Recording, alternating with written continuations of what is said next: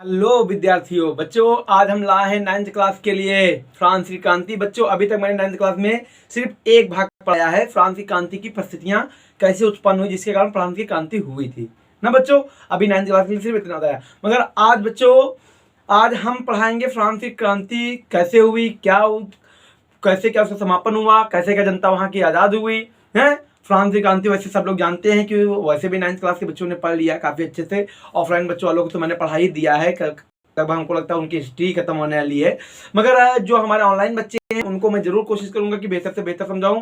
तो बच्चों आज हम चलिए फ्रांस की क्रांति, पहले जान लो फ्रांस की क्रांति क्या थी, कैसे उत्पन्न हुई। ये तो सब कारण मैं पहले वाले वीडियो में, अगर मेरा कोई पहला वीडियो दे चुका है तो वो समझ जाएगा कि हाँ सर ने क्या बताया। आज फ्रांस की परिस्थितियां मैंने बता दी कि फ्रांस की क्रांति किस लिए प्रारंभ हुई थी, परिस्थितियां मैंने पहले ही बता दी हैं।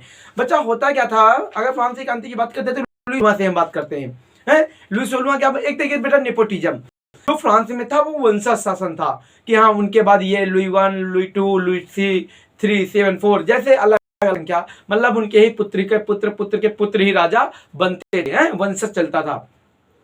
लुई 16वां कौन था, एक फ्रांस तरीके से कहा जाए फ्रांस का राजा लुई 16वां एक तरीके से कहा जाए। अगर बच्चा कहने का मतलब यह है कि लुई 16वां जो था वो फ्रांस का क्या था, एक राजा था। और कैसा राजा था चाहिए था, निरंकुश राजा था। मतलब निरंकुश किसे कहते हैं बेटा, जिस पर कोई अंकुश ना हो, मतलब बहुत ही बेकार शासक था, जनता ऊब चुकी थी। और जो स्वयं एक अत्याचारी राजा था उसके जानो पहले क्या था, यानी कि है लुई 16वां था कैसा, पहले कहानी जान लो। पहले देखो बेटा, लुई 16वां भाई अंग्रेजों का शासन किस पर था, भाई ब्रिटिश वाले जो थे वो किस पर बैठे हुए थे, भाई अमेरिका पे बैठे हुए थे, हैं अमेरिका पर शासन था। तो भाई इसने कहा कि इसने गए समझौता कराने के लिए, जो पेरिस समझौता तुम लोग पढ़ते हो ना, पेरिस कौन है, फ्रांस की राजधानी है, तुमको पता ही है।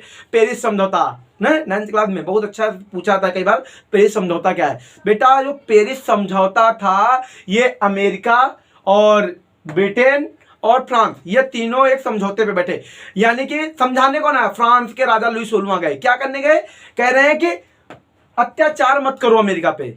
ये कौन कह रहा है, फ्रांस कह रहा है अत्याचार मत करो, उसको आजाद करो। अच्छा ठीक है, ये उठ के हम आजाद कर देंगे। तो अमेरिका भाई 1783 में आजाद हो गया। अमेरिका 1783 में क्या हो गया, फिर कहा अच्छा मेरी कुछ शर्तें हैं। कहा कैसी शर्तें भाई, ब्रिटेन ने यानी फ्रांस ने कहा कुछ शर्तें हैं, अब तुम उनकी जनता को तो आजाद कर दिए हो, अब तुम एक काम करो उनका संविधान बना दो।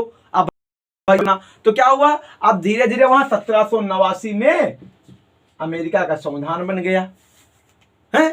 तो ये तो नियम हो गया, मगर जो राजा स्वयं जनता पर अत्याचार कर रहा था वो दूसरे देशों को आजाद करने में लगा हुआ था कि उनकी जनता पर एक बार हुआ क्या बच्चा कि भाई लुई 16वां जो था उसकी पत्नी थी, एक बार भाई दौरे पे निकले, भाई दौरे पे जा रहे थे तो वहां की जनता क्या थी भाई, अत्याचार भुखमरी से पीड़ित थी, खाने के लिए तरस रहे थे लोग, इतना अत्याचार था। अब हुआ क्या, जब वो घोड़े से भाई से निकल रहे थे तो वहां की जनता रोटी रोटी चिल्ला रही थी। वहां की जनता क्या चिल्ला रही थी, रोटी रोटी। तो उन्होंने अपनी भाई से पूछा कि यह क्या मांग रहे हैं, ये क्या मांग रहे हैं। तो ये महाराज गरीब लोग हैं, तो यानी कि महारानी जी ये रोटी, तो कह रहे रोटी नहीं है, उनको कह रहे हैं रोटी नहीं है तो बंद खाएं, ब्रेड खाएं। अब बताइए कोई ब्रेड और केक कैसे खा सकता है, इतनी गरीब जिनको रोटी खाने के लिए एक वक्त की नहीं है उनको। अब बताइए उनको महारानी को रोटी नहीं पता था, गरीबी तक नहीं पता थी, हैं वो महारानी थी। महारानी से आशा होती है, राजा से आशा होती है कि कुछ ना कुछ तो हमको दे जाएंगे ना। जो 3 दिन से भूखे थे बेचारी जनता, जो भूखी थी, पीछे सब लग रहे थे उनके तरफ से, कुछ तो समझे। बताओ वो रोटी का मतलब नहीं समझ रही थी, वो कैसी महारानी थी, हैं जनता के दुख दर्दों को जानती नहीं थी, विलासता की जिंदगी जीना चाहती थी बस। लुई 16वां वैसे भी बेकार शासक था, उसको कैसे कहा जा सकता है, वो तो अत्याचारी था ही। तो कहने का मतलब है कि वहां की जनता आक्रोश ले लिया, भाई क्रांति का रूप धीरे धीरे ले रही थी। बेटा कोई अगर हम जरा फास्ट बोल रहे हो तो आप लोग कमेंट में बता देना ना बच्चा।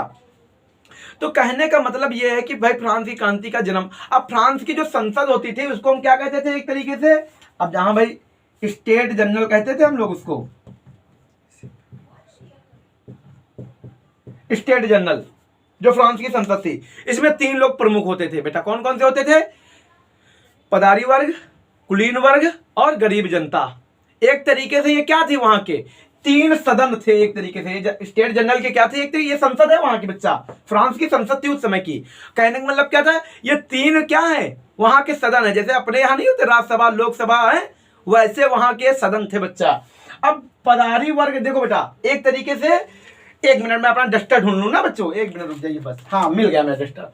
अब देखो बच्चा कहानी क्या है, अब मैं तुमको समझा रहा हूं कि मान लो ये एक स्टेट जनरल मैंने बता ही दिया है, ये एक मान लीजिए इसमें है, अब एक ये है, एक है ये है। अब मान लीजिए इसमें कौन सी, गरीब जनता थी। अब इसमें क्या थी बच्चा, गरीब जनता मान लीजिए थी। इसमें क्या था, कुलीन वर्ग था। कुलीन का मतलब तो समझ ही गए होगे, ठीक है, पदारी,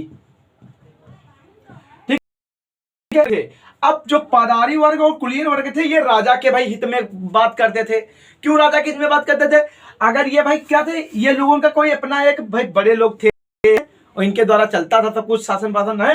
दूसरी बात, कुलीन वर्ग मतलब जानते हो कौन से बेटा होते थे, उद्योगपति एक तरीके से कहा जाए। अब मान लीजिए ये लोग तो भाई राजा से जुड़ेंगे, अगर कोई व्यापार करे भैया, राजा कह देगा नहीं कोई वस्तु देश बाहर नहीं जाएगी, तो इनके लोग तो चौपट हो गए, ये लोग तो बर्बाद हो गए। तो कहने मतलब ये भी लोग उनके ही चट्टू कट्टू थे, एक तरीके से कहा जाए चटकार था।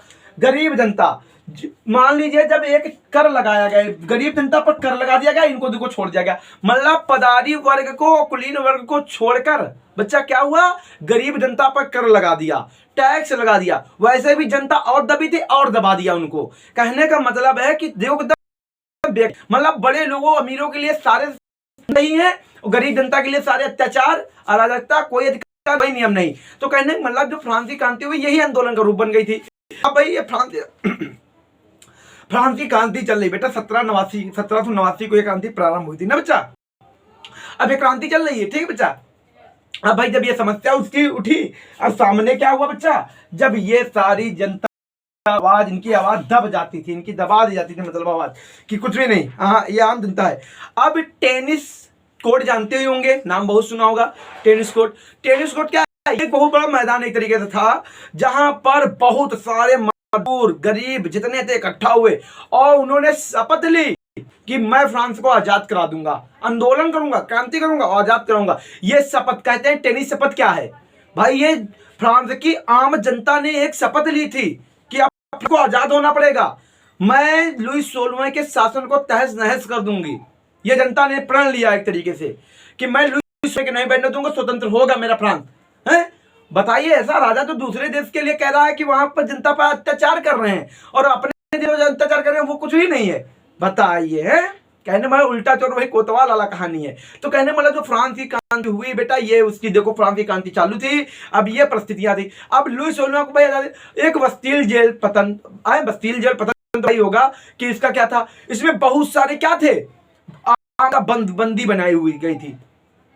अब लुई 16वां ने क्या किया, विदेशों से बहुत सारे सैनिक मंगा लिए कि भाई लड़ाई चुकी थी तो लड़ाई हो ही जाए, पूरा करो या मरो हो ही जाए। अब तो कहने जनता ने क्या कर दिया, ढाबा बोल दिया एक तरीके से कहा जाए। जब ढाबा बोल दिया, बस्तील का पतन कर दिया उन्होंने, तहस नहस कर दिया और सब आजाद करा दिया।